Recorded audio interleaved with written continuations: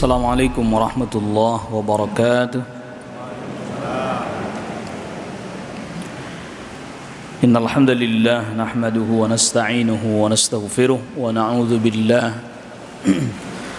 min shururi anfusina wa min sayyiati a'malina. Man yahdihillahu fala mudilla lahu wa man yudlil fala hadiya lahu. أشهد أن لا إله إلا الله وحده لا شريك له وأشهد أن محمدا عبده ورسوله يا أيها الذين آمنوا اتقوا الله حق تقاته ولا تموتن إلا وأنتم مسلمون يا أيها الناس اتقوا ربكم الذي خلقكم من نفس واحدة وخلق منها زوجها وبث منهما رجالا كثيرا ونساء واتقوا الله الذي تساءلون به والأرحام إن الله كان عليكم رقيبا يا أيها الذين آمنوا اتقوا الله وقولوا قولا سديدا يصلح لكم أعمالكم ويغفر لكم ذنوبكم ومن يطع الله ورسوله فقد فاز فوزا عظيما أما بعد.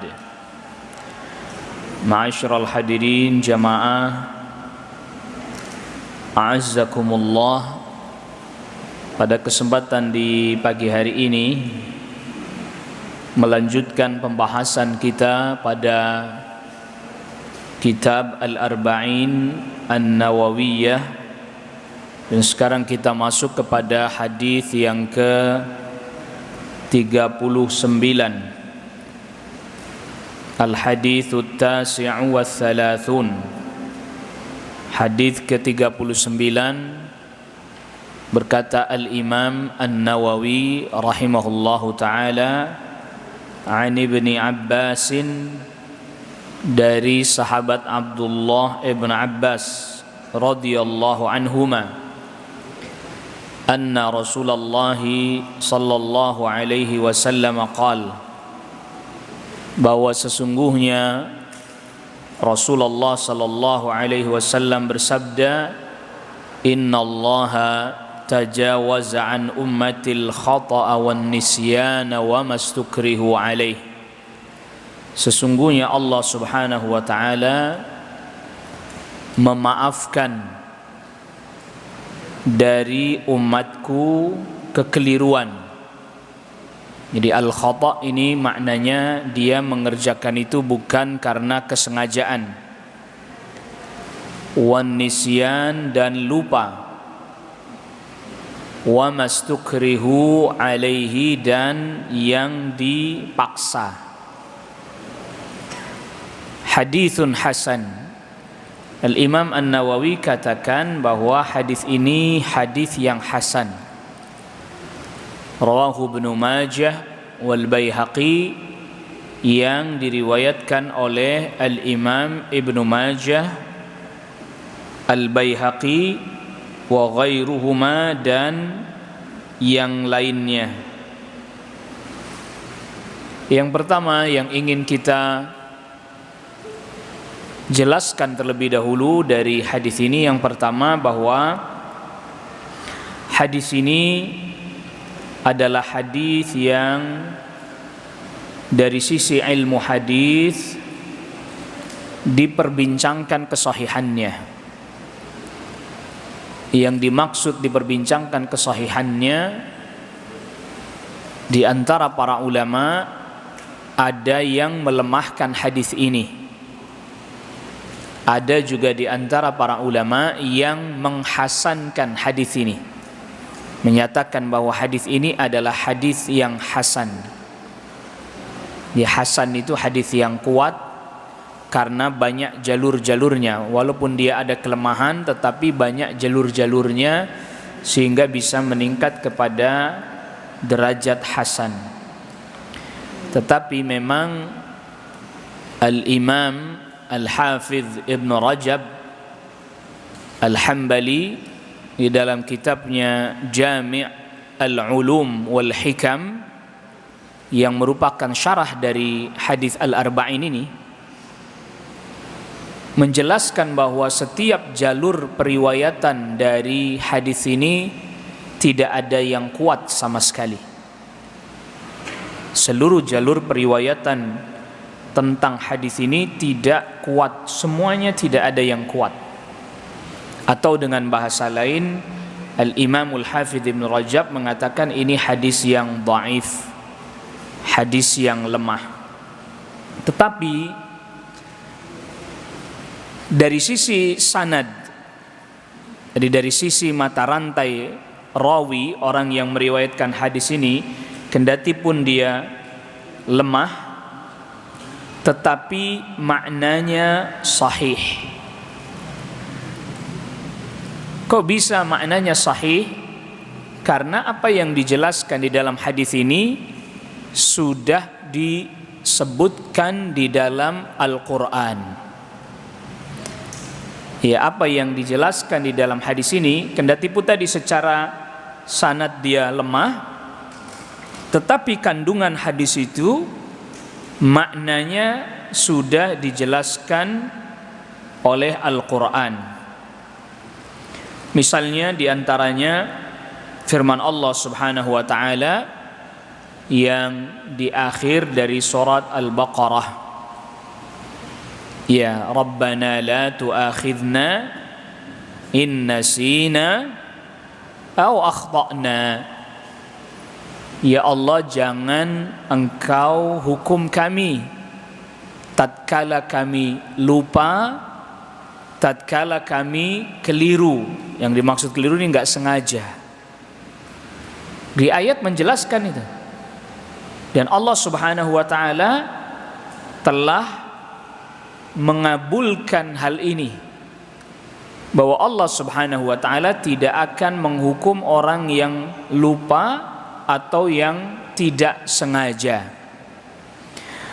Maka di dalam hadis yang sahih dari sahabat Abdullah ibn Abbas radhiyallahu anhuma, tatkala turun firman Allah Subhanahu wa ta'ala, lillahi ma fis samawati wa ma fil ard wa in tubdu ma fi anfusikum aw tukhfuhu yuhasibukum bihillah. Milik Allah lah langit dan bumi, dan apabila kalian menampakkan apa yang ada dalam hati kalian atau kalian menyembunyikannya, maka Allah tetap akan menghisabnya. Allah akan apa? Menghisabnya. Hal ini berat bagi sebagian para sahabat. Kenapa? Masih dalam hati, belum diucapkan, belum dikerjakan, tapi sudah dihisab oleh Allah. Padahal belum diucapkan, belum dikerjakan, tapi nanti akan dihisab. Berat ini. Sehingga kemudian Nabi SAW katakan, qulu sami'na wa ata'na wa sallamna. Katakanlah, kami dengar, kami taat, dan kami berserah diri kepada Allah. Nah, maka kemudian Allah Subhanahu wa ta'ala turunkan ayat, la yukallifullahu nafsan illa wus'aha. Allah tidak membebani seseorang melainkan sesuai dengan kemampuannya. Jadi Allah berikan keringanan ketika para sahabat radhiyallahu anhum ajmain berserah diri kepada Allah Subhanahu wa ta'ala. Udah kami taat pokoknya ya Allah. Jadi Allah firmankan, mau dikerjakan atau belum dikerjakan, tapi sudah ada di dalam hati, dihisab. Berat ini bagi sebagian para sahabat. Ya, tapi tetap kan itu hak Allah. Allah yang punya langit, bumi, termasuk Allah Subhanahu wa taala juga yang memiliki diri kita, yang menguasai diri kita. Allah pun mengampuni siapa yang Allah kehendaki. Allah juga mengazab siapa yang Allah kehendaki. Itu maksudnya apabila ada orang melakukan kesalahan, dia belum bertaubat, lalu dia wafat, dia melakukan dosa besar, dia belum sempat bertaubat, lalu dia wafat, itu diserahkan kepada Allah. Fayaghfiru liman yasha wa yu'adzibu man yasha. Allah mengampuni siapa yang Allah kehendaki, Allah mengazab siapa yang Allah kehendaki. Ini maksudnya apabila ada orang berbuat kekeliruan, kesalahan, dosa, lalu dia belum bertaubat dari dosa tersebut, wafat, maka urusannya dikembalikan kepada Allah. Apakah Allah akan mengampuninya ataukah Allah akan mengazabnya sebab dosa tersebut? Allahu ala kulli syai'in qadir. Dan Allah Maha Kuasa atas segala sesuatu. Amana ar-rasulu bima unzila ilaihi min rabbih wal mu'minun.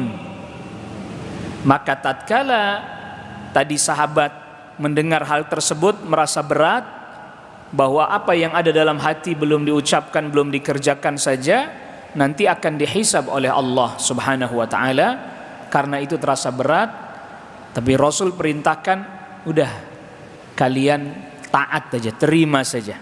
Amanar rasul bima unzila ilaihi wal mu'minun. Rasul beriman kepada apa yang diturunkan kepadanya dan juga orang-orang mukmin. Yang dimaksud orang mukmin di sini tentunya adalah siapa? Pertama kali para sahabat radhiyallahu anhum ajma'in. Kullun amana billah wa malaikati wa kutubihi.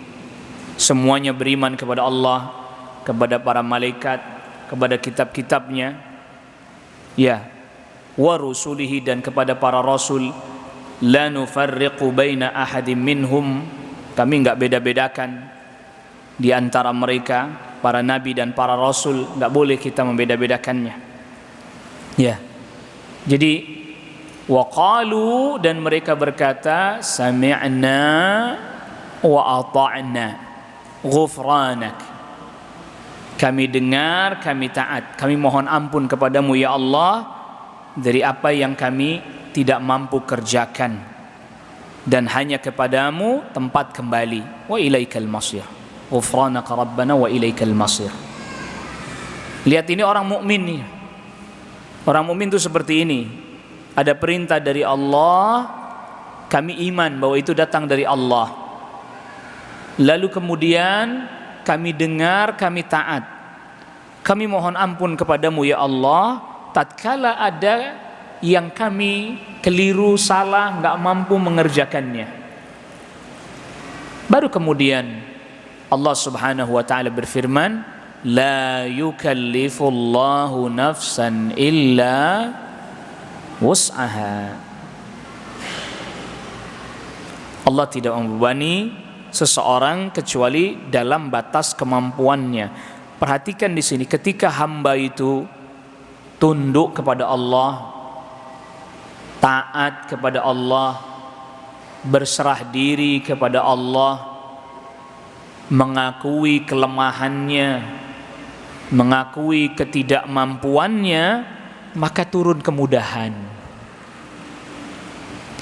Maka Rasulullah SAW perintahkan kepada para sahabat, kalian jangan mengeluh, katakan sami'na wa ata'na, kami dengar, kami taat. Bahkan sebagian riwayat menyebutkan wasallamna, kami berserah diri kepadamu ya Allah, dan kami mohon ampun kepadamu ya Allah apabila ada kekurangan pada kami dalam menunaikan perintah, menjauhi larangan.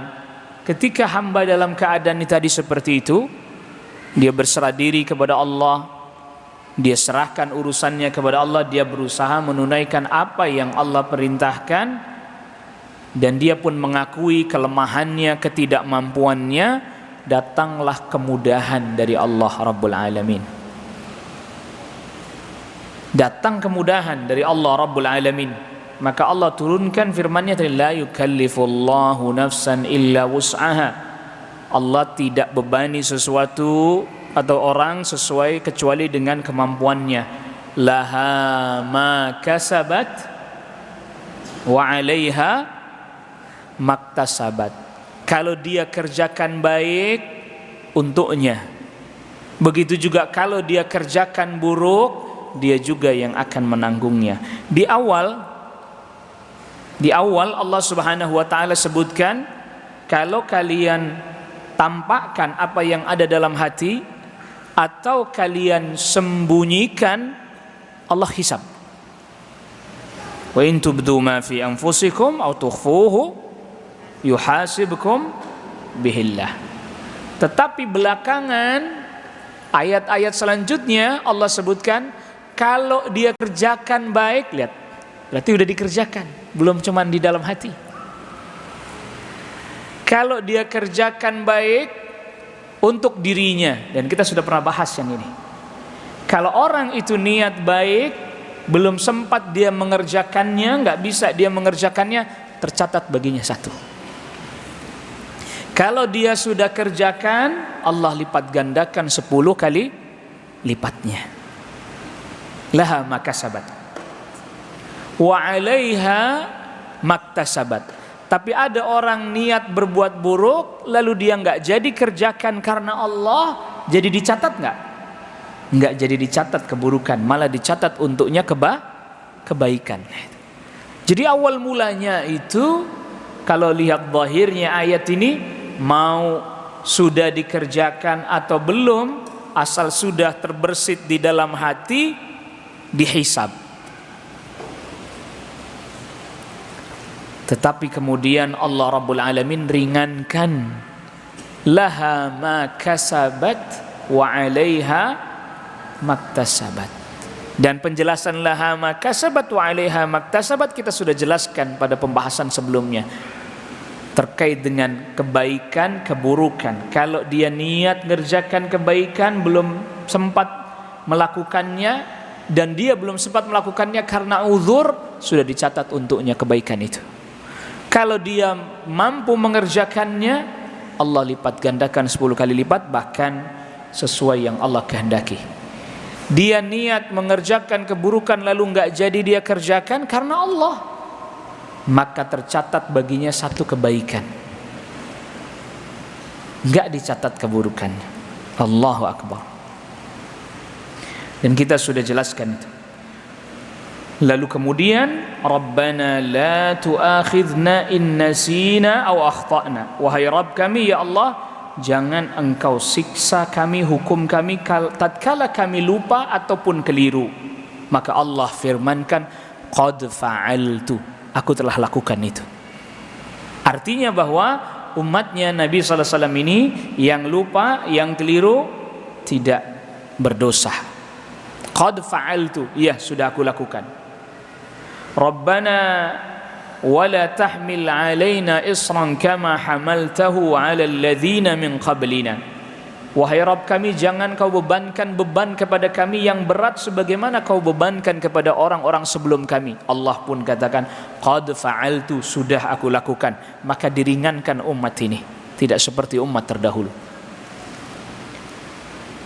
Begitu juga ketika kita berdoa mohon kepada Allah Subhanahu wa taala, waghfir lana warhamna anta maulana fansurna 'alal qaumil kafirin. Rabbana wa la tuhammilna ma la taqata lana bih.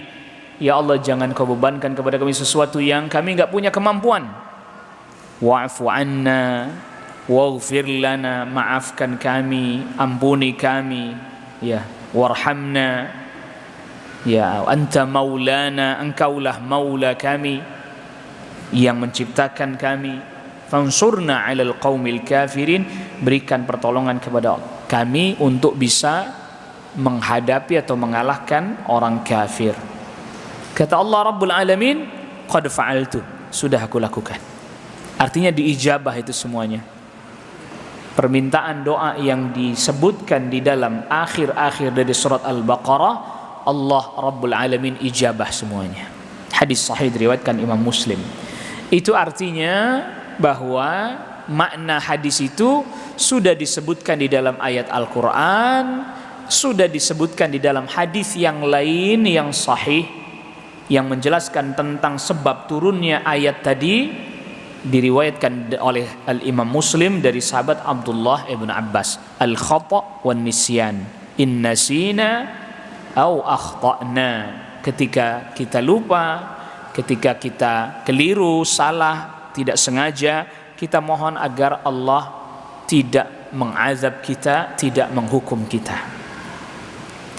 Nah, berarti baru dua dong.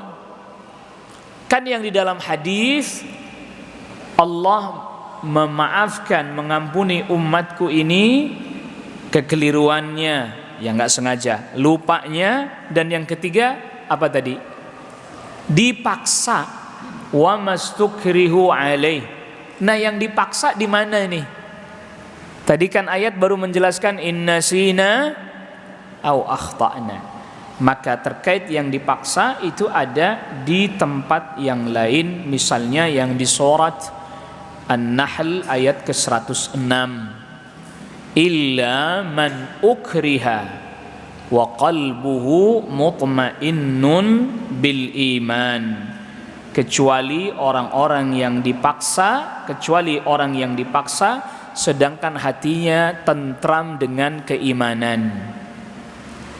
Ada sebagian riwayat yang dibawakan oleh Al-Imam Al-Hafidh Ibn Katsir terkait dengan ayat ini, yaitu ketika keluarganya sahabat Ammar bin Yasir radhiyallahu an disiksa.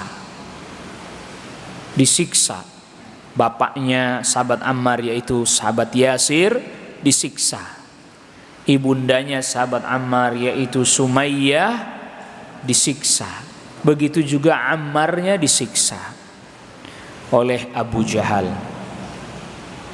Sampai ayahnya sahabat Ammar yaitu sahabat Yasir radhiyallahu an enggak kuat karena disiksa sampai wafat, cambuk sampai wafat.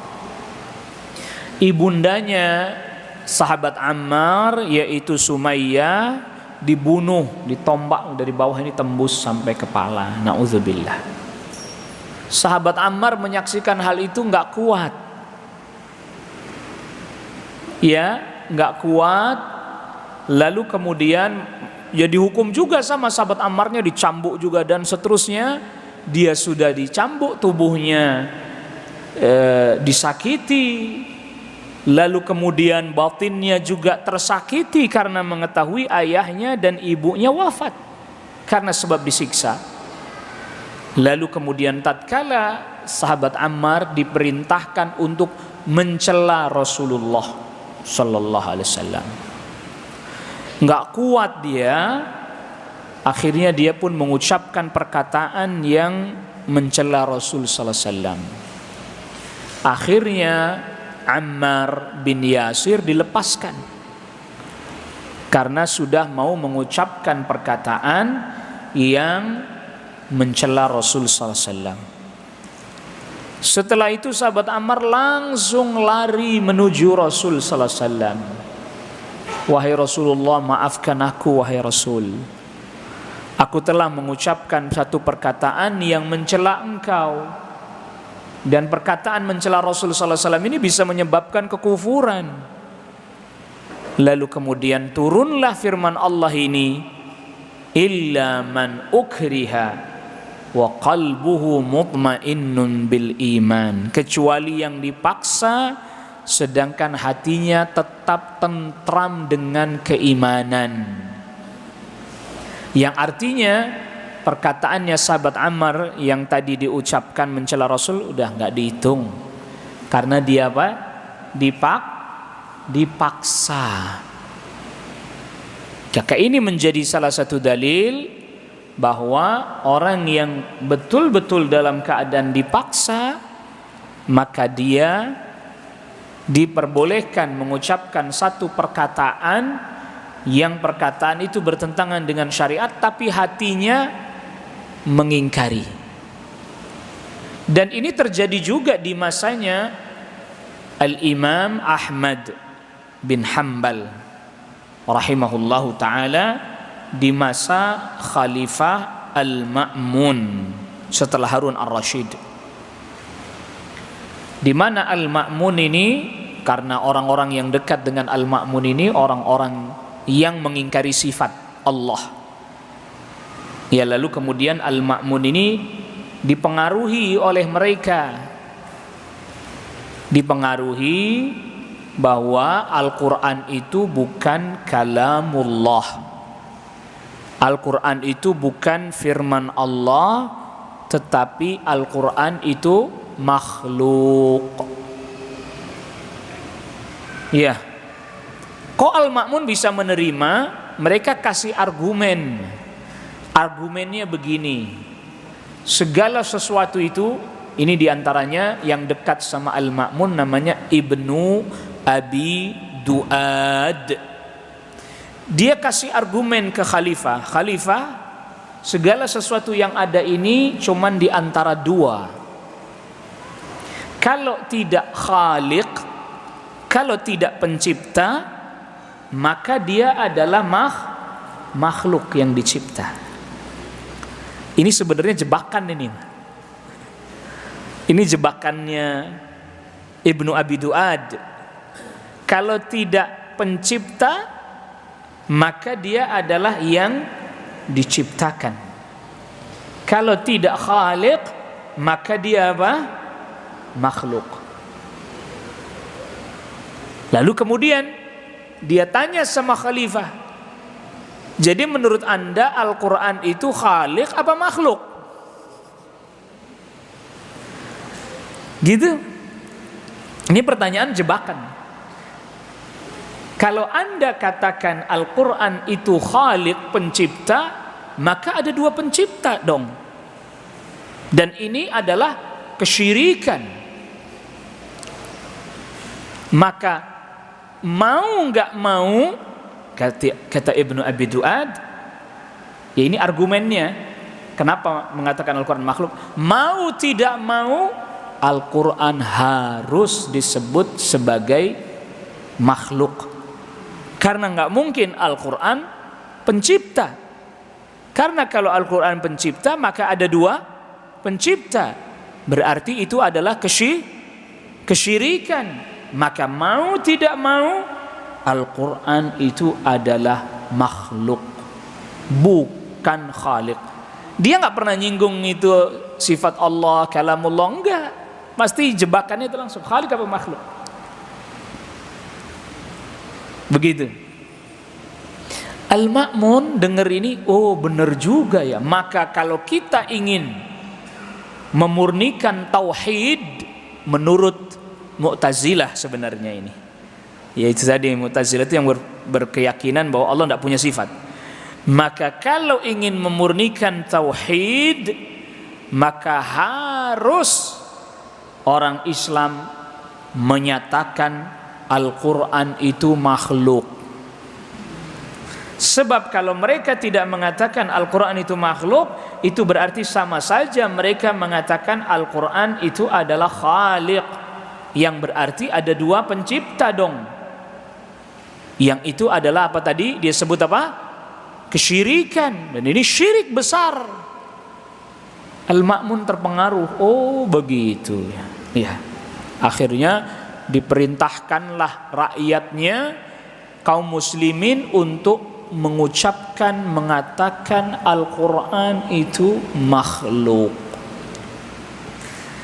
Bahkan para ulama ditangkap, termasuk Al-Imam Ahmad ibn Hanbal rahimahullahu ta'ala.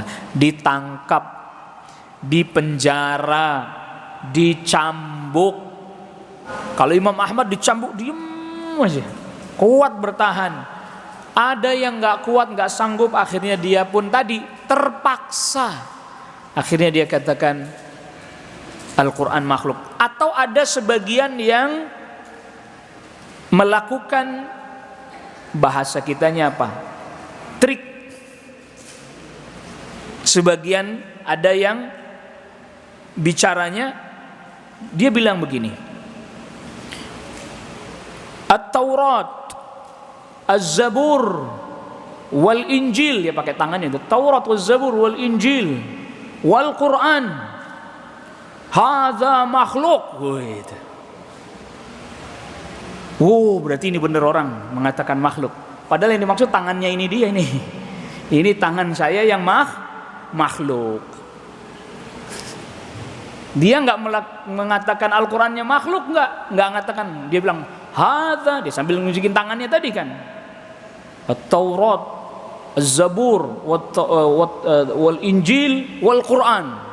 Hadza makhluk, kata dia. Ini makhluk ini. Yang dimaksud adalah apa? Tangannya. Tapi kan orang itu ngertinya, wah ini berarti bilang Al-Quran juga makhluk, ya sudah, lepasin. Ada yang pakai trik begitu. Ada yang udah bener-bener gak kuat karena udah dicambuk sekian rumus, udah gak sanggup. Akhirnya dia katakan Al-Quran makhluk. Maka dalam hal ini kasusnya disamakan tadi dengan kasusnya sahabat Ammar bin Yasir. Dia mengucapkan sesuatu karena terpaksa dan dia tidak meyakini perkataan tersebut. Boleh. Ya tadi dalilnya kita sudah sebutkan. Maka hadis ini kendati pun dari sisi sanad lemah dan dikatakan hadisnya dhaif, tetapi maknanya sahih. Yang artinya, jadi kalau kan mungkin ada sebagian orang bingung, gimana sih ini hadisnya lemah tapi maknanya sahih, ini gimana maksudnya? Ini ibaratnya dalam ilmu hadis itu sanad itu legalnya. Kalau menilai hadis pasti dari sanadnya dulu kan. Dari sisi sanadnya hadis ini tidak kuat. Tetapi maknanya sudah ada di dalam Al-Quran, dalam ayat-ayat Al-Quran. Maka kalau seandainya hadis ini, okelah hadis ini lemah, nggak dipakai sekalipun, tapi makna yang dikandung hadis itu sudah ada disebutkan di dalam ayat-ayat Al-Quran. Supaya kita tidak bingung gitu. Hadisnya lemah tapi kok sahih, maknanya gimana Pak Ustadz? Hadisnya lemah. Jadi misalnya hadis ini tidak dipakai sekalipun misalnya, nggak usah dipakai karena lemah. Tapi makna hadis itu ada di dalam Al-Quran. Yang dipakai ayat saja misalnya sebagai dalilnya, ya boleh.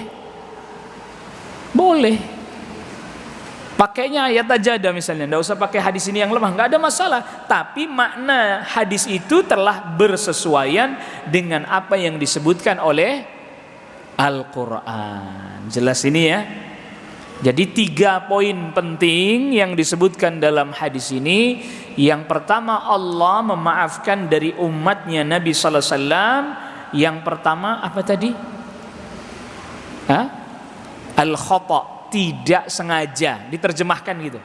Karena khata' itu sebenarnya kalau diterjemahkan keliru, salah, bisa juga tidak sengaja. Nah, ketidaksengajaan ini nanti dalam misalnya dalam beberapa hadis ini menjadi hadis, kenapa Imam Nawawi menyebutkan ini dalam Al-Arba'in. Walaupun Imam Nawawi menyatakan hadisnya hasan, tapi ada sebagian para ulama yang mengatakan hadisnya lemah. Namun tadi kita sudah jelaskan bahwa hadis ini maknanya ditopang oleh ayat-ayat Al-Quran. Maka tidak ada masalah menggunakan hadis ini dari sisi maknanya. Yang kedua, memahami hadis ini dengan benar. Ini bukti kelapangan, keluasan anugerahnya Allah kepada umat ini, umatnya Nabi Sallallahu Alaihi Wasallam, diberi berbagai macam keringanan. Yang pertama adalah al-khata', tidak sengaja. Kita terjemahkan dengan tidak sengaja. Yang dimaksud tidak dimaafkan oleh Allah di sini, tidak sengaja itu dia nggak berdosa. Dia tidak apa? berdosa. Tetapi apabila itu ada hubungannya dengan hak sesama manusia, nggak bisa, dia tetap harus ada tanggung jawabnya. Contoh, di dalam kasus pembunuhan misalnya, ada yang disebut dengan amdul khata'. Dia sengaja, tapi maksudnya amdul khata' itu dia ada kesengajaan mengarahkan senjatanya tapi salah sasaran. Dikira hewan buruan, nggak taunya apa? Manusia, salah sasaran pelurunya. Saya nggak sengaja, saya kira tadi rusa, tembak. Nggak taunya apa? Manusia. Lalu dia mati. Di hadapan Allah dia tidak terkena dosa. Tapi untuk di dunia dia tetap harus membayar diat. Bayar apa, Bu? Diat 100 ekor onta. Dia tidak tanggung sendiri, boleh dibantuin sama saudara-saudaranya, boleh dicicil. Boleh apa? Dicicil, karena tadi salah sasaran. Senjata yang digunakan senjata yang memang bisa mematikan, tapi yang dia sasar bukan hewan yang dia maksud. Yang dia maksud adalah apa? Hewan, taunya manusia. Gitu lagi, ngapain dia nongkrong di situ? Dikira kresek-kresek, waduh hewan ini, tembak jeder keluar orang. Ya Bu ya. Di hadapan Allah dosa enggak dia? Tidak. Di dunia tetap ada konsekuensinya. Yang dimaafkan ini di hadapan Allah. Makanya tadi innallaha tajawaza an ummati. Allah memaafkan umatku. Allah maafkan, Bu. Tidak dosa. Allah enggak hukum nanti. Tapi untuk urusan dunia tetap ada apa? Konsekuensinya. Misalnya contoh, kasus yang lain itu yang amdul khata', ada yang khata' mahd, artinya murni keliru. Dia memang tidak bermaksud membunuh, nggak ada, sama sekali nggak ada maksud membunuh. Misalnya ada orang bercanda, pukul-pukulan pakai bantal. Ini bantal ini kan bukan sesuatu yang bisa apa? Bisa mematikan kan? Nggak taunya pas pukul pakai bantal jebret mati. Dia nggak ada niat bunuh, nggak ada niat membunuh, nggak ada. Senjata yang dia pakai atau sesuatu yang dia pakai pun bukan sesuatu yang mematikan. Mati, tetap aja dia harus bayar diat. Di hadapan Allah apa? Dimaafkan, diampuni oleh Allah Rabbul Alamin. Jadi konsekuensi dunia mah tetap. Nggak cukup cuman maaf, bawa mobil nabrak jeger orangnya mati, nggak cukup cuman maaf, bayar diat. Kan nggak sengaja, iya nggak sengaja, diampuni oleh Allah. Tapi untuk urusan dunia tetap ada apa? Ada aturannya. Jelas ini ya. Nggak sengaja bawa mobil terus tiba-tiba masuk ke pekarangan orang, nabrakin hewannya. Misalnya orang punya hewan kambing, ditabrak, nggak sengaja tuh mobil, mati semuanya tuh. Misalnya 10 kambing mati, dimaafin di sisi Allah, maafin. Untuk urusan dunia ini mesti ditanggung, gimana nih urusan kambing ini. Gitu ya. Jadi yang dimaksud di dalam hadis ini itu Allah maafkan, tapi untuk urusan dunia tetap ada konsekuensinya. Ya ganti tuh kambing yang mati ditabrak. Bukan berarti karena mentang-mentang tidak sengaja terus tidak ada konsekuensinya di dunia, nggak bisa. Urusan akhirat Allah Rabbul Alamin. Tapi untuk urusan dunia tetap harus dia bertanggung jawab. Nah ini harus kita pahami. Jadi jangan sampai kemudian hadis ini disalahfahami. Ya kan nggak sengaja, maafin aja. Allah maafkan.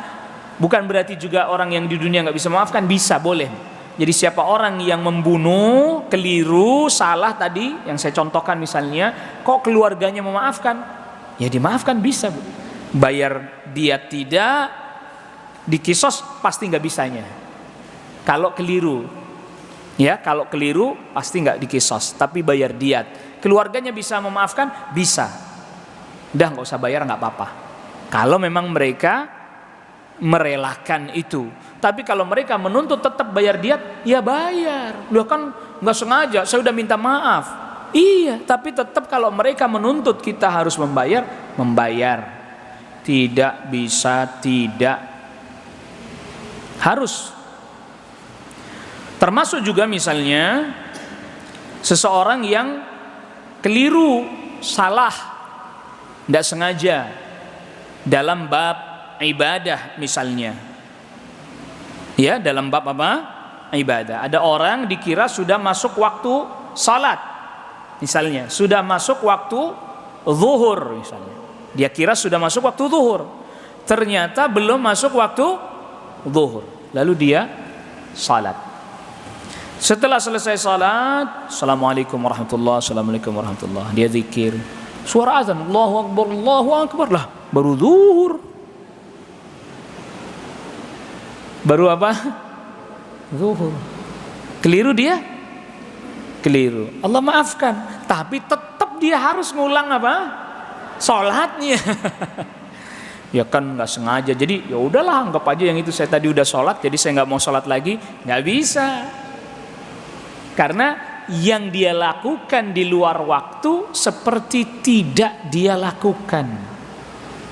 Seperti tidak dia kerjakan. Atau sebaliknya, dibalik, kasus terbalik. Dia kira masih waktu, masih di dalam waktu sholat. Lalu dia sholat, Allahu Akbar, zuhur misalnya. Dia kira masih waktu zuhur, sholat dia zuhur. Tiba-tiba selesai sholat, azan. Loh, azan apa ini? Azan asar lah. Nah kalau yang ini, Bu, kasus yang ini, ya dia nggak usah ngulangi. Iyalah, nggak usah ngulangin sholat duhurnya. Ya, nggak usah ngulangi sholat duhurnya. Tapi tetap kudu sholat apa? Sholat asar tentunya, udah masuk waktu asar. Lalu nggak usah ngulangi yang ini. Jadi bedakan ini kasus-kasusnya. Jadi itu sampai para ulama nanti bahas kasus-kasus keliru, salah, dan seterusnya. Atau misalnya lagi keliru seorang dokter misalnya. Seorang dokter. Dia keliru, Bu, menetapkan resep atau keliru dalam analisa.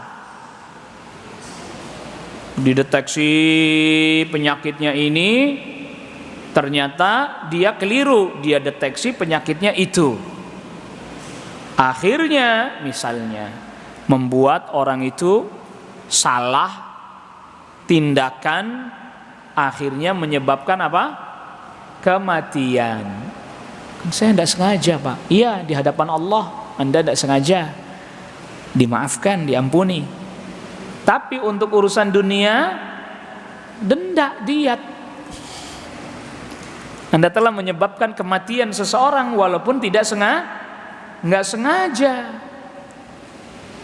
Jadi bukan atas nama nggak sengaja terus nggak ada apa-apa gitu, nggak boleh, tetap harus ada.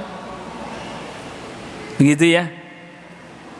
Jadi urusan di hadapan Allah tetap Anda bisa dimaafkan, tapi kalau Anda berkaitan dengan hak manusia, ya harus ditunaikan hukumnya. Kalau berkaitan hanya dengan hak Allah, nggak ada apa-apa memang. Ada orang misalnya bersumpah keceplosan, ya sumpah dia apa? Keceplosan. Ya nggak ada apa-apa, nggak ada tanggungan apa-apa. Karena itu hanya antara dirinya dengan Allah Rabbul Alamin, keceplosan. Bersumpah atau nazar dia keceplosan. Lalu saya nggak bermaksud kok. Nah itu berarti ya sudah nggak. Walaysa alaikum junahun fima akhta'tum bih walakin ma ta'ammadat qulubukum. Enggak ada dosa kalau keliru dalam mengucapkan. Tadi contohnya misalnya sumpah, nazar terucap, saya enggak bermaksud, enggak kehitung. Kecuali memang yang diniatkan juga dengan hatinya. Ya, ini terkait dengan al-khata'. Nah, lalu kemudian selanjutnya yang kedua an-nisyan, yaitu lupa. Dia lupa. Benar-benar dia lupa. Sehingga dia misalnya meninggalkan sesuatu yang dia wajibkan atau mengundurnya. Ya, maka ketika dia ingat dia langsung kerjakan. Sebagaimana misalnya orang lupa tadi belum sholat ya, sampai keluar waktunya, tetap dia harus kerjakan. Maka Rasulullah sallallahu alaihi wasallam sabdakan, man nasiya salatan aw nama anha, siapa orang yang lupa enggak ngerjakan salat atau ketiduran, falyusalliha idza dzakaraha aw idza istayqadha, maka ketika dia teringat atau dia bangun dari tidur, ya harus dikerjakan pada saat itu juga, dan itulah waktunya. Saya ulangi, ini masalah sedikit masalah fiqhiyah tapi penting. Ada orang lupa, ada orang ketiduran. Misalnya bangun udah lewat waktu. Bangun sudah lewat apa? Waktu. Begitu. Lalu contoh misalnya dia mungkin capek aktivitas tidur sampai kayak orang meninggal, tahu-tahu subuh bangun udah matahari udah terbit.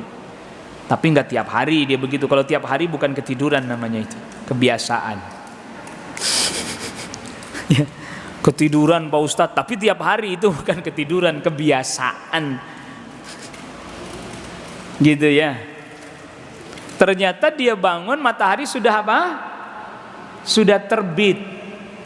Matahari sudah terbit, maka dia tadi perintah Rasul suruh apa? Suruh sholat ya, suruh sholat. Pertanyaannya, ini dalam pelajaran fikih, itu sholatnya adaan apa qadaan?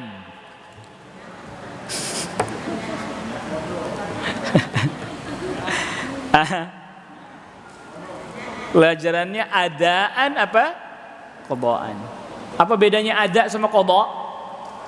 Ada di dalam waktunya, qadha di luar. Baik, berarti itu adaan apa qadhaan?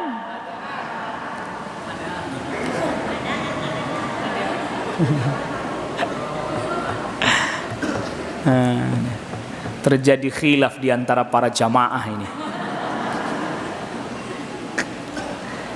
Ya, wallahu alam, jawabannya adaan. Loh, kok adaan Ustadz, kan matahari sudah terbit? Iya kan Rasul bilang sholat ketika dia ingat, sholat ketika dia bangun, berarti waktunya itu.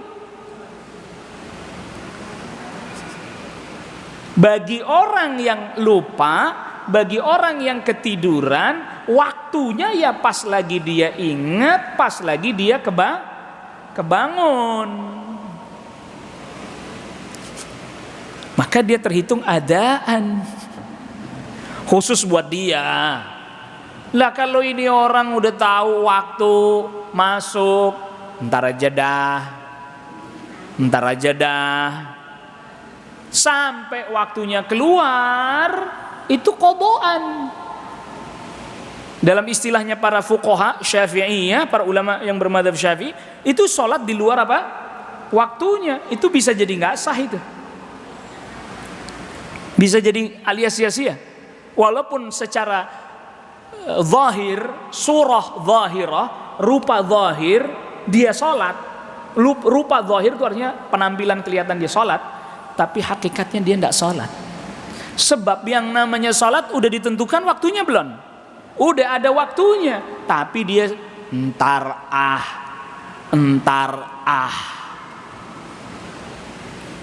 Secara fikih mungkin kelihatannya udah tabra bihi zimmah, seolah-olah bebas. Saya udah sholat ini walaupun udah di luar waktunya, tapi bisa jadi itu tidak diterima di sisi Allah karena waktunya udah ditentukan oleh Allah. Anda sengaja undur-undur sampai keluar waktunya. Kalau Rasulullah SAW katakan terkait dengan orang munafik, nunggu matahari udah mepet mau terbenam, lalu kemudian dia sholatnya seperti ayam apa? Ayam patok, buru-buru karena ngejar matahari apa mau terbenam. Jadi waktu asar dia undur. Wah, udah mau terbenam, buru-buru wudu, sholat tok. Assalamualaikum. Belum keluar waktunya, tapi udah mepet. Belum keluar waktunya, tapi sudah apa? Mepet. Itu apa kata Rasul katakan? Tilka salatul munafiq. Itu salatnya orang munafik. Masih dapat waktu, tapi mepet. Secara fikih sah. Tetapi Rasul telah sebutkan itu salatnya orang munafik. Jadi maka nanti kalau bicara aturan-aturan fikih itu bicara pada al-ahkam al-zahirah, hukum zahir. Ya tadi contohnya, waktunya udah mepet, Anda sholat, tek. Tumakninah harus tetap wajib. Katakanlah tetap tumakninah. Selesai, assalamualaikum warahmatullah, matahari baru terbenam, deng. Dari sisi fikih sholat Anda adaan, tetap di dalam waktu, tapi jadi agak tergesa-gesa. Tapi Rasul sabdakan itu sholatnya orang munafik. Kendati pun dalam bab fikih tetap sholatnya di dalam waktu. Bahkan beberapa para fuqaha mengatakan kalau ada orang misalnya sholat asar, matahari mau terbenam, dia sholat 2 rakaat baru dapat 2 rakaat, belum 4. Dia baru dapat 2 rakaat, mataharinya terbenam. Berarti 2 rakaat di dalam waktu, 2 rakaat apa? Di luar waktu. Secara tinjauan fikih itu masih adaan, masih di dalam waktu. Tapi kalau Rasul tadi sabdakan orang yang sholatnya tetap 4, matahari sudah hampir terbenam, katakanlah dia masih di dalam waktu tapi jadi agak tergesa-gesa, itu Rasul sudah sebutkan itu sholatnya orang munafik. Allahu Akbar tuh.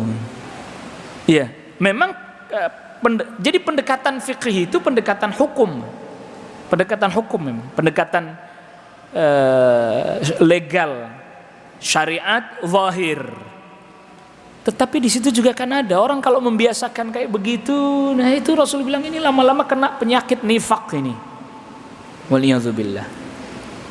Nasallallahu alaihi wasallam. Makanya beda antara lupa dengan lalai. Iya? Lupa dengan apa? Lalai, beda. Lupa beneran lupa. Tapi emang masa tiap saat lupa? Iya, lalai. Ntar aja deh. Nanti masih bisa, masih panjang waktunya. Loh, lupa saya. Udah lewat waktunya. Itu mah bukan lupa.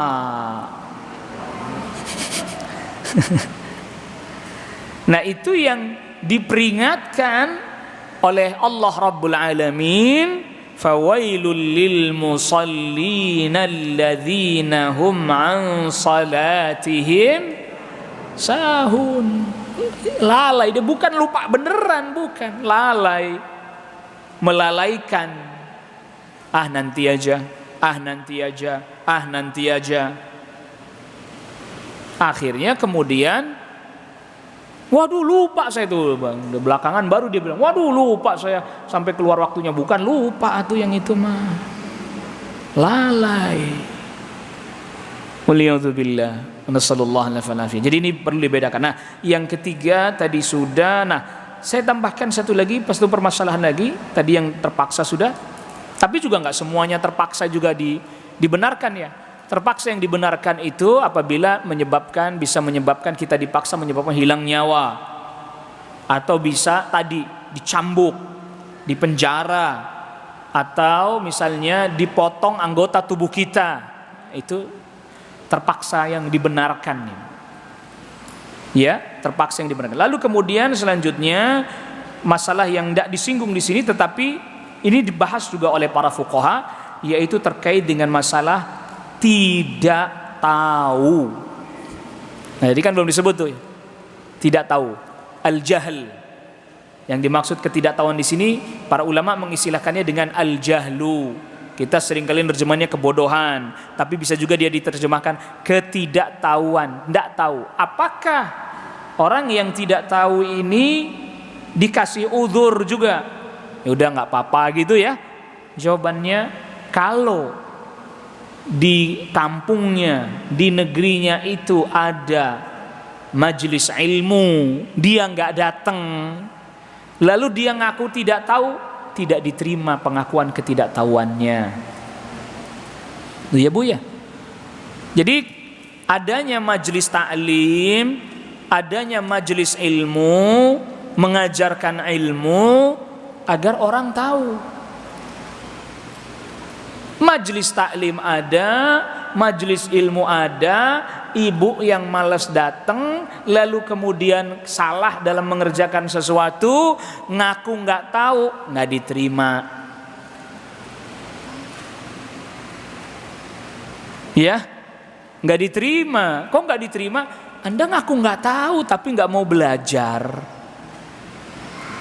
Jelas Rasul perintahkan talabul ilmi fardhatun ala kulli muslim, rawahu Ibnu Majah, diriwayatkan oleh Imam Ibnu Majah. Nuntut ilmu wajib bagi setiap muslim. Kan laki-laki doang tuh Pak Ustaz. Tetapi masuk di dalamnya perempuan juga.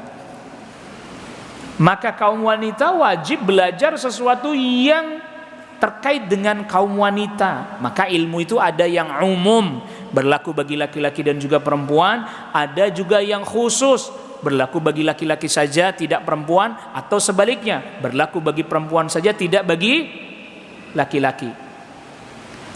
Kewajiban yang umum kita mesti pelajari, urusan wudu semuanya wajib belajar, urusan salat semuanya wajib belajar, urusan puasa juga sama wajib belajar, urusan zakat yang punya harta doang. Jadi ibu-ibu nggak paham masalah zakat, nggak apa-apa, orang kagak pernah zakat juga, artinya zakat mal. Kalau zakat fitr semuanya belajar. Zakat, Ustadz duit saya juga nggak pernah sampai nisab, jadi saya belum belajar zakat, nggak apa-apa udah. Sampai nisab belajar nanya, ya. Haji ibu belajar hajinya ntar aja Pak Ustadz, saya undur, nggak apa-apa, orang juga belum berangkat. Begitu. Ini anak kecil udah manasik mah, gede juga lupa dia. Nggak usah gede. Kadang gitu tuh ngajarin sesuatu kurang prioritas, bukan nggak boleh. Salah lagi nih nanti nangkepnya, Ustadz masa nggak boleh. Bukannya nggak boleh, kurang prioritas. Masa TPA udah manasik haji, ini nggak ngerti apa-apa, yang penting foto aja, mamanya seneng dia. Jalan-jalan gitu kan ke Pondok Gede sambil foto-foto, ya nggak apa-apa lah, nyenengin maknya itu. Ya nyenengin anaknya juga. Tetapi dari sisi ilmu belum prioritas, belum. Dia juga bakalan lupa juga, nggak ngerti dia. Belum prioritas Bu. Karena ya nggak usah begitu. Saya masih ingat usia SMP menengah pertama, mondok, udah diajarin manasik, udah diajarin. Itu nggak nempel. Kenapa? Kita belum ngerasa butuh. Buat apaan sih ini begini-begini? Karena belum merasa butuh. Ntar kalau pas udah mau berangkat 2 bulan atau 3 bulan baru tuh kebet beneran tuh. Nanya sebenarnya. Karena belum merasa butuh. Ya beda kalau wudu sama sholat, itu makan tiap saat, tiap hari. Begitu ya. Jadi orang nggak boleh mengaku tidak tahu, padahal di sekitarnya dekat dia ada majelis taklim, ada majelis ilmu, pengumumannya dia tahu, tapi dianya yang nggak pernah hadir. Lalu ketika mengerjakan sesuatu dia keliru, saya kan nggak tahu, nggak diterima alasan tidak tahunya. Ya, apalagi ada lagi orang yang nggak mau belajar, bukannya dia malas, bukan, emang nggak mau belajar. Pak Ustadz kalau nggak tahu kan nggak apa-apa. Ini namanya mu'rid, orang yang berpaling.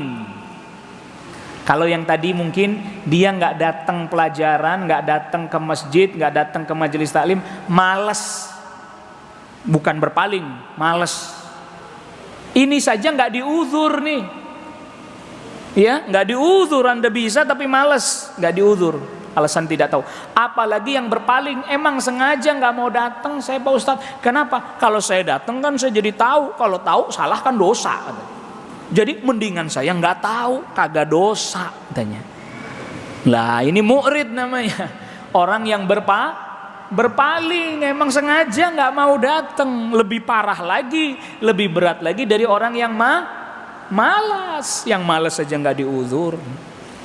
Begitu. Jadi di dalam agama ada kemudahan-kemudahan, tapi jangan dibikin mudah-mudah sendiri. Ya Bapak Ibu ya, di dalam agama ada kemudahan, tapi jangan dimudah-mudahin sendiri, digampang-gampangin sendiri. Agama kan mudah Pak Ustadz. Iya, tapi ada aturan. Mentang-mentang mudah, sholat diundur-undur sengaja keluar, kan bisa kodok Pak Ustadz. Maka saya seringkali ingatkan, orang yang belajar fikih tapi tidak mengerti ruhnya fikih, masalah. Apa yang dimaksud dengan ruhnya fikih? Ya di akhirnya ngambil fatwa yang gampang-gampang tuh. Kan kata para ulama boleh Ustadz kodok. Akhirnya di kodok, dia lebih milih kodok. Atau tadi yang penting 2 rakaat masih dalam waktu, 2 rakaat di luar kan masih adaan Pak Ustadz. Dia belajar fikih tapi tidak mengerti ruhnya fikih. Akhirnya yang jadi begitu. Ya kan cuman sunnah Pak Ustadz, dikerjain dapat pahala, ditinggalin nggak apa-apa. Dia tidak mengerti ruhnya fikih. Dia hanya tahu definisi saja, definisi mustahab, definisi mandub, definisi sunnah. Dia tahu menurut para fuqaha, tetapi tidak mengerti ruhnya fikih. Akhirnya yang terjadi ya itu tadi, giliran yang makruh, lah kan cuman makruh Pak Ustadz, lebih baik ditinggalin. Tapi dikerjain gak dosa. Dia tidak mengerti ruhnya fikih. Gitu. Sebab yang namanya al-ahkam, hukum itu, coba kita perhatikan. Kalau yang namanya mustahab, dikerjain dapat pahala, ditinggalin gak dosa. Ibu milih pahala apa milih gak dosa? Pahala dong. Kalau orang ngerti ruhnya fikih, milih apa? Pahala. Kalau lagi saya mampu, badan saya lagi sehat, kenapa nggak ngerjain? Waktu saya luang, kenapa saya nggak ngerjain? Toh pahala. Emang ditinggalin sih nggak dosa, tapi kan kalau dikerjain apa? Masa ibu milih yang nggak dosa dibandingkan pahala? Ibu milih nggak dapat apa-apa, apa milih dapat duit? Milih dapat duit tuh, kalau duit cepet. Habis pahala di sono sih Pak Ustadz, jauh masih katanya. Nggak kelihatan katanya. Nah kan harus yakin, iman. Ya, begitu juga sama makruh. Lebih baik ditinggalin. Bahkan sebagian para ulama katakan kalau dia meninggalkannya karena Allah dapat pahala. Kendati pun sebagian para ulama katakan kalau dikerjain nggak apa-apa. Ibu milih nggak apa-apa atau dapat pahala lagi? Dapat pahala, tinggalin. Tuh. Masa milihnya yang nggak apa-apa melulu, yang nggak apa-apa. Nanti di hadapan Allah Rabbul Alamin catatan amalnya, kok begini catatan amal saya? Isinya nggak apa-apa. Isinya cuma nggak apa-apa doang ini. Allah musta'an. Nasallallahu alaihi. Kalau yang wajib udah jelas harus, nggak bisa enggak, itu modal utama. Yang namanya ibarat orang berdagang, ibadah wajib itu modal. Ibadah sunnah, mengerjakan yang sunnah, meninggalkan yang makruh itu untung. Mengerjakan yang wajib, meninggalkan yang haram modal. Mengerjakan yang sunnah, meninggalkan yang makruh untung. Mau modal doang. Apalagi haram dikerjain, makruh dikerjain, minus. Wajib nggak dikerjain, haram dikerjain, minus, modal habis, ludes. Tambah makruh dikerjain, tambah minus. Nauzubillah. Jangan juga kita jadi orang yang draw, ngerti Bu? Kosong-kosong, wajib kerjain, haram juga, draw kosong. Iya enggak? Modal lagi ada, dikurangin lagi kosong. Ngerjain yang sunnah, baru dapat untung 1, banyak ngerjain makruh. Nah, ini kan kosong-kosong lagi nih. Tulisannya nggak apa-apa semua ini, ntar catatan amal nggak apa-apa. Ini dimasukin kemana nih orang yang nggak apa-apa ini isinya nih? Dilihat, makanya itu fahami ruhnya, wallahu alam. Ya, kita cukupkan dulu kajian kita pada kesempatan kali ini. Ada pertanyaan? Nggak ada, alhamdulillah.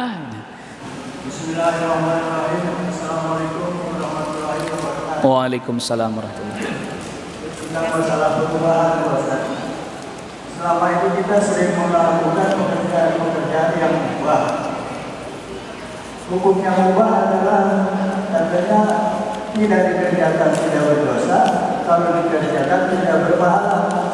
Nah, bagaimana cara merubahnya hal yang mubah yang tidak berpahala ini supaya jadi berpahala? Apakah cukup dengan niat saja? Kedua, kalau membaca dari surat Al-Araf yang 11, artinya Allah tidak akan merubah suatu kaum kecuali kaum itu sendiri yang merubahnya. Nah, sementara di masyarakat sekarang kan kita timbul bahwa hidup ini adalah pilihan. Nah, tentunya kita ingin memilih yang lebih baik. Dan bagaimana solusinya supaya kita ini yang selama ini orientasi hidup kita adalah dunia, bagaimana supaya caranya hidup orientasi kita itu ke akhirat.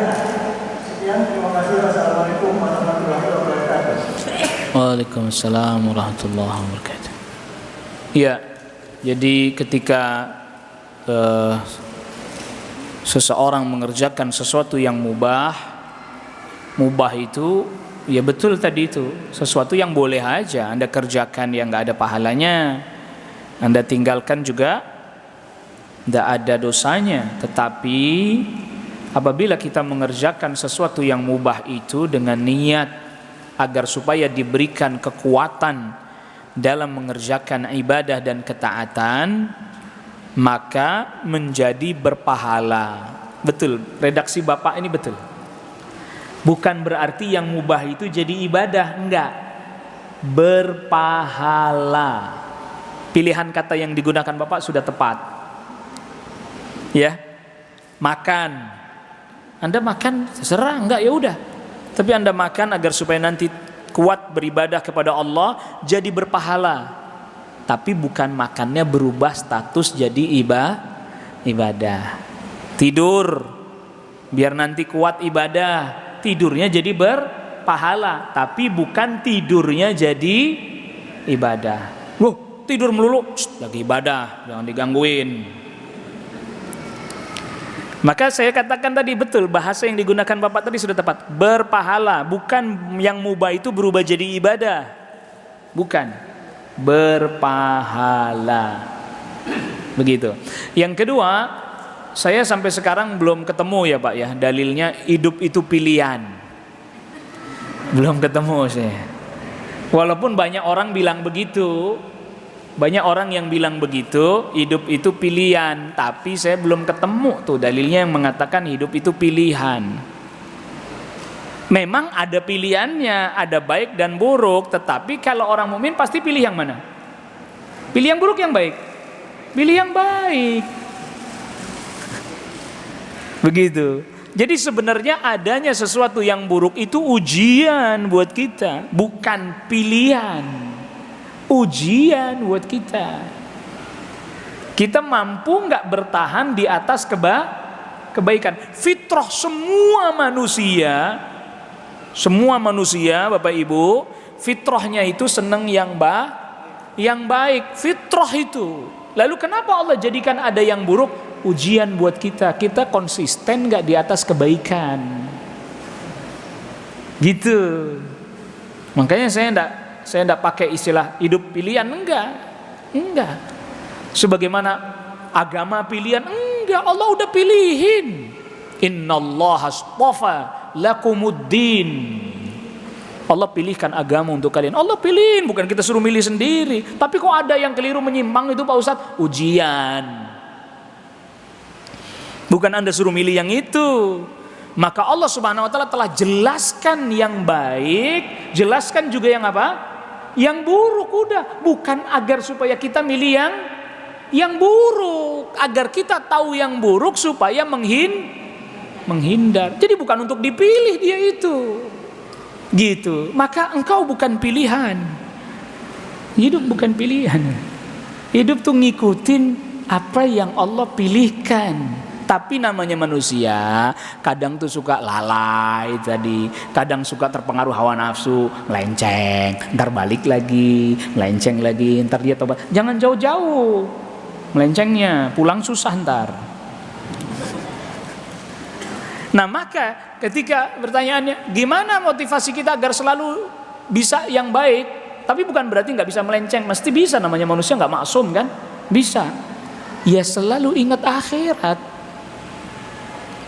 Gitu ya Bu ya. Jadi jangan dikira akhirat itu jauh, deket Bu, deket. Pulang meninggal akhirat udah itu, masuk fase akhirat itu.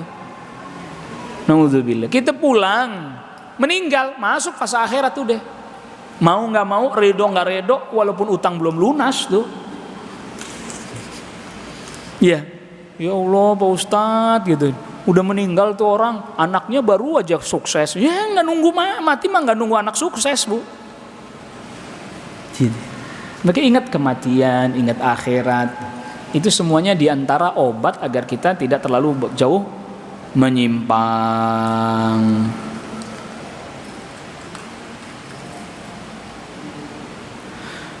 Bagaimana dengan sholat wanita saat sholat sunnah 2 rakaat sebelum subuh belum selesai kemudian terdengar adzan subuh? Apa harus diteruskan atau berhenti terus? Bukan, ini kan sholat sunnah ya.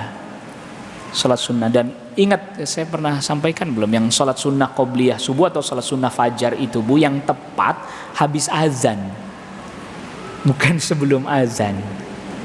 Karena Aisyah radhiyallahu anha menjelaskan sunnah, sholat sunnah fajar itu setelah azan. Rasul ngerjainnya setelah azan.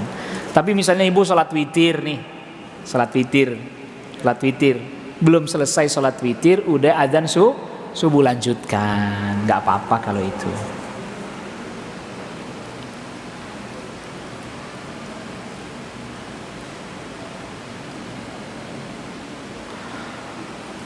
Bagaimana jika ada seseorang melarang anak-anak yang sedang main-main baca takbiran seperti bacaan pada saat Idul Fitri atau Idul Adha? Bagaimana hukumnya jika orang itu menyesali perbuatannya? Ya, dijelaskan saja ke anak itu, takbir boleh nak, tapi tidak dikeraskan seperti ini karena nanti orang jadi mengira bahwa ini bagian daripada hari raya. Tapi tetap kasih tahu aja, diajarkan. Zikir, takbir kan bagian dari zikir. Anda baca boleh pelan aja, sir aja, nggak usah keras. Ya, yang dianjurkan. Jadi baca takbir itu setiap saat Bu, tahlil, tasbih, setiap saat dianjurkan secara mutlak. Yang dikeraskan pada waktu-waktu tertentu, jelas. Habis kita bedainnya nada sih, nada. Kalau takbirnya Allahu Akbar, Allahu Akbar, Allahu Akbar, lebaran. Tapi kalau nadanya Allahu Akbar, Allahu Akbar, apa ini Bu? Ada. Padahal sama-sama Allahu Akbar. Kalau Allahu Akbar, Allahu Akbar, demo. Kita ini bedainnya karena nada. Ini dia masalahnya. Emang saya kagak boleh takbiran saya nadanya Allahu Akbar, Allahu Akbar, emang nggak boleh? Boleh aja. La ilaha illallah wallahu akbar. Kagak enak aja Pak Ustadz, gitu dia jawabannya. Bedainnya nada. Tuh, di sini masalahnya. Lafadznya sama ndak Allahu Akbar? Sama, nadanya beda jadi orang memahaminya beda. Boleh orang baca takbir nggak lebaran baca zikir, cuman tidak dikeraskan. Kalau pas adzan dikeraskan tuh. Gitu ya Bu. Kita tuh kadang bedainnya nada sih. Ya, jadi diingatkan aja, nah, jangan dikeraskan, pelan aja. Wah ini bab zakat ini nih ya. Wah ini panjang nih Bu bab zakat. Nanti ditanyain pas yang fikih aja ya. Pas yang fikih bab zakat. apalagi soal nisab dan seterusnya. Yang nanya berarti ada nisab nih. Kalau yang nggak ada nisab nggak nanya juga sih dia. Nggak banyak emasnya, nggak nanya dia. Tentang sholat syuruk itu sebenarnya ini para ulama terjadi perbedaan pandangan, Ibu. Maksudnya pandangannya, apakah pertama hadis tentang sholat syuruk diperbincangkan kesahihannya. Perbincangkan, ada yang mensahihkan, ada yang tidak mensahihkan atau melemahkan, sehingga kemudian ada yang sholat syuruk, ada yang tidak. Yang kedua, tentang sholat syuruk ini apakah memang dia waktu tertentu atau sebenarnya dia juga bagian dari sholat duha yang dilakukan di awal waktu. Jadi yang namanya syuruk itu, Bu, matahari pas sedang, misalnya ini ufuk, matahari pas sedang terbit gini nggak boleh sholat. Matahari pas sedang terbit nggak boleh sholat. Sudah terbit, tunggu agak meninggi, kira-kira sebatas pandangan mata 1 tombak lah, istilahnya orang dulu gitu, agak tinggi. Ini waktunya sudah masuk awal duha. Jadi waktu syuruk itu awal duha. Waktu utamanya duha rada siangan, sekiranya onta duduk kepanasan kan padang pasir. Ya sekitar jam 10:30, tergantung waktu duhurnya juga. Maju mundurnya ya, sekitar jam 10:30 atau jam 10. Itu waktu utama, waktu sholat duha yang utama. Waktu awal duha itu disebut syuruk. Maka di situ para ulama berselisih itu. Kalau yang menguatkan hadis tentang sholat syuruk secara khusus, dia salat di masjid berjamaah, enggak pulang, zikir, baca Quran di masjid, matahari terbit tinggi, dia salat sunnah 2 rakaat, baca Al-Kafirun, baca Al-Ikhlas, seperti haji, umroh sempurna. Hadis itu yang diperbincangkan oleh para ulama kesahihannya. Dan dikerjakannya di masjid, enggak pulang. Nah, ibu-ibu gimana Pak Ustadz? Kan kita sholatnya di rumah, ibu-ibu. Ditanyakan kepada para ulama, gimana itu, termasuk kepada mufti Saudi di zaman itu, Syekh bin Baz. Kata Syekh bin Baz, boleh kaum wanita di rumah salat subuh, dia habis itu dia zikir, habis zikir syuruk dia salat. Karena itu tadi sebagian para ulama mengambil dalil yang umum terkait dengan salat duha. Maka sebenarnya ketika orang sholat sunnah syuruk itu dia seperti sholat duha di awal waktunya. Tetapi memang waktu utamanya nanti rada siangan. Wallahu a'lam. Ya jadi ini juga ndak usah terlampau diperdebatkan gitu ya. Ya tadi mungkin sebagian orang ada saya milihnya yang di masjid habis sholat subuh duduk di masjid, dia zikir, dia baca Quran, terbit matahari tinggi dia sholat syuruk. Atau dia pulang ke rumah sholat lagi boleh. Karena sudah masuk awal waktu apa? Duha. Dan waktu duha itu habis ketika matahari pas di tengah. Kita keluar nggak ada bayangannya. Itu kalau sekarang ya sekitar jam 11.20 sudah habis waktunya, waktu duha. Karena beberapa saat aja itu waktu matahari di tengah tuh hanya beberapa saat, Bu, nggak lama terus langsung duhur. Karena ketika sudah ada bayangan sedikit, kita ada bayangan lagi sedikit di barat berarti ya, di timur ya berarti, karena sudah bergeser di timur, bayangan sudah muncul sedikit di timur, masuk waktu duhur. Jadi orang dulu kan nggak ngeliatin jam di keluar. Oh ini, kayaknya jamnya jam yang pakai ditancepin itu ya Bu dulu ya. Begitu. Terus kemudian, jika seseorang berbuat kekeliruan sehingga menyebabkan kesulitan dan kerugian, apakah itu takdir atau karena kesalahan kita sendiri karena setelah mengalami kesulitan baru menyadari? Bu, takdir Allah itu kalau terjadi pasti itu takdir. Tidak mungkin tidak. Pasti takdir. Nggak ada sesuatu yang terjadi kecuali atas ketetapan dari Allah. Tetapi setiap kejadian itu harus kita introspeksi. Jelas? Jadi nggak ada yang namanya oh ini atas kesalahan saya sendiri. Pasti takdir, cuman kita harus introspeksi. Pasti kalau nggak takdir nggak akan terjadi, Bu. Tidak ada sesuatu yang terjadi kecuali atas kehendak Allah. Mungkin ada sebagian kita yang seringkali mendengar perkataan para ulama, Masya Allahu kan, wa ma lam yasha lam yakun. Atau bahkan sebagian ini ada di dalam sebagian zikir orang baca ini. Apa yang Allah kehendaki pasti terjadi. Yang tidak Allah kehendaki nggak mungkin terjadi. Ya. Pasti terjadi. Innama amruhu idza arada syai'an ay yaqula lahu kun fayakun. Tapi kita tetap harus introspeksi. Sama seperti misalnya erupsi Semeru dan seterusnya. Pasti Allah takdirkan. Allah perintahkan gunung meletus, Bu. Hamba Allah juga dia. Pasti Allah takdirkan. Tapi harus introspeksi. Kenapa kok kejadian begini? Gitu ya Bu ya. Bukan kita nggak empati sama korbannya, tapi juga harus introspeksi. Oh, gara-gara orang nyembelih kebo, kepalanya dilemparin ke kawah nih. Itu introspeksinya. Jangan begitu. Namanya musibah nggak milih ya. Namanya musibah apa? Nggak milih. Mau orang mukmin, mau orang kafir, mau orang taat, orang ahli maksiat, musibah datang kena semua.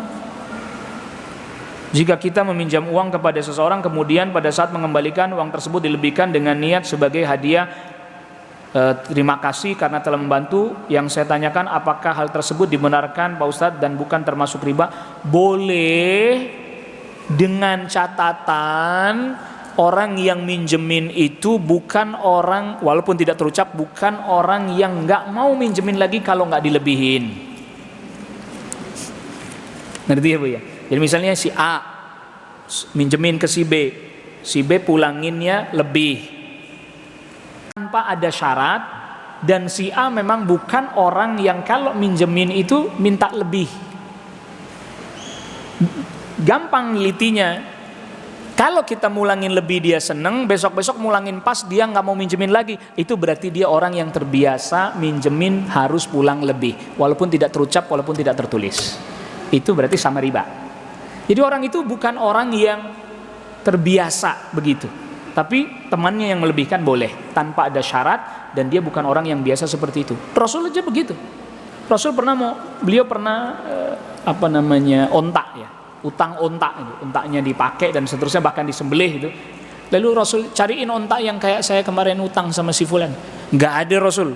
Terus adanya yang lebih bagus, beli yang lebih bagus. Akhirnya dibayar dengan onta yang lebih baik, lebih bagus. Boleh, karena memang orang itu nggak minta dan dia bukan termasuk orang yang terbiasa kalau minjemin harus dipulangin lebih. Karena ada orang begitu, nggak ngomong sih, nggak datang lagi nih, buru-buru saya tutup biar nggak datang lagi. Ada orang begitu Bu, nggak ngomong sih, tapi pas giliran dipulangin yang nggak lebih, besok-besok minjem lagi nggak bisa. Itu berarti dia terbiasa. Gimana kalau beli uang kuno untuk koleksi? Apakah termasuk riba? Tidak, karena uang kuno itu sudah nggak dipakai lagi, sudah tidak bisa digunakan lagi untuk transaksi. Makanya uang kunonya kadang 1.000, 10.000, koin 100, 200, harganya jutaan. Itu bukan riba. Tapi kalau uang masih berlaku ditukar uang lebih, riba. Seperti yang lagi rame ini, uang 75.000 itu masih berlaku tuh. Umpamanya Anda pakai belanja masih berlaku. Lalu karena unik akhirnya saya beli 100.000, riba. Karena itu mata uang masih berlaku. Uang kuno yang udah nggak berlaku, uangnya cuma 10.000, 1.000 dan seterusnya. Karena ada pengkoleksi datang, saya beli 10 juta. Kan jauh itu Bu. Bukan riba. Apabila mata uangnya sama dan dia masih berlaku, ditukar, dua syaratnya, tidak boleh ada kelebihan, yang kedua kontan. Jelas Bu? Kontan. Makanya kalau ibu nuker uang, Bang, 100.000 tuker uang Bang. Iya Bu, ini adanya cuman 50.000. 50.000-nya nanti ya, nggak boleh. Ya nih Bu, saya ada 50.000, 50.000-nya nanti ya. Nggak boleh kontan, harus saat itu juga. Riba itu. Waduh, galak amat sih Ustaz. Ada solusinya. Gimana solusinya? Ya udah bang, 100.000-nya kantongin. Sini 50-nya. Loh kok sini? Utang. Malah boleh bu. Tapi tuker duit 100.000, 50.000-nya tertunda, nggak kontan pada saat, nggak boleh. Ngutang boleh. Ya udah bang, 100.000 kantongin ya bang ya. Kenapa? 50.000. Loh kok diambil?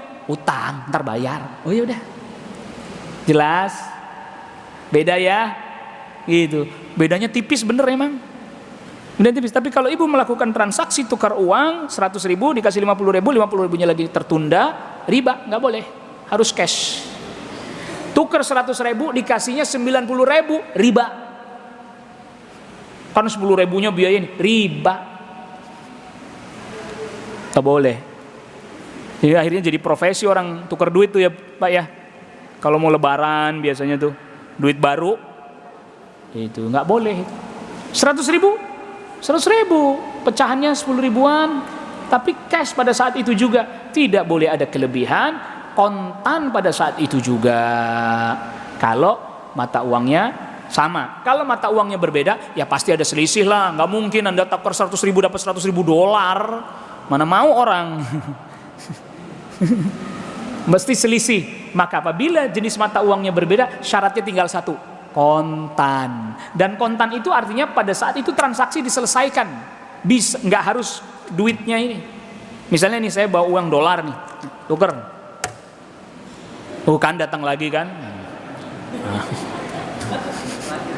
Terakhir ya Bu ya. Terakhir janji ya. Ini duitnya nih Pak nih. Saya tuker dolar sama rupiah. Oh Pak, ketersediaan rupiah kami secara fisik belum ada. Ya, transfer langsung aja. Ini uang saya, dolarnya, ini nomor rekening saya, transfer langsung. Sudah transfer ya Pak? Ya udah, nih duitnya ambil. Itu juga kontan. Itu juga kontan. Yang dimaksud kontan itu transaksi diselesaikan, bukan harus fisik itu. Transfer juga termasuk bagian daripada transaksi yang sah. Bagaimana hukumnya seorang istri apa ini? Menyukai laki-laki lain selain suami sendiri? Jangan Bu, jangan. Udah punya suami kok. Repot ini, recok ini. Jangan. Seneng sama Pak Hansip lagi, jangan. Bu, iya, itu jadi begini. Kita tuh seringkali diuji oleh Allah Subhanahu wa taala dengan sesuatu yang belum ada pada kita. Kita mengira sesuatu yang belum ada pada kita itu akan menyenangkan kita. Tapi giliran ibu mungkin mengalami hal itu, bisa jadi nggak begitu juga gitu loh. Ya? Kayak misalnya begini nih, ngelihat orang kayaknya enak banget tuh kalau punya motor itu Bu. Pas gilirannya beli, biasa aja tuh. Apa? Lapar mata. Ngerti maksudnya kan? Lapar mata. Kayaknya baju bagus tuh. Beli, pakai. Ya, biasa aja tuh. Gitu ya. Begitu. Ya, jangan Ibu, jangan ini. Mana? Orang mana nih? Bukan orang sinilah, jangan ini. Ya, bahaya itu Bu. Bahaya. Begitu ya. Jadi perlu kita kuatkan, gitu, kuatkan apa yang ada, nikmat yang ada pada diri kita syukuri kepada Allah Rabbul Alamin. Kita syukuri, gitu. Nanti Allah tambahkan. Mulai ya, suaminya dijadikan taat, suaminya dijadikan baik, suaminya dijadikan lembut dan seterusnya. Mohon kepada Allah Rabbul Alamin, Allah yang membolak-balikkan hati. Iya, wallahu taala ala wa alam. Subhanakallah bihamdik, asyhadu an la ilaha illa anta astaghfiruka wa atubu ilaik. Assalamualaikum warahmatullahi wabarakatuh.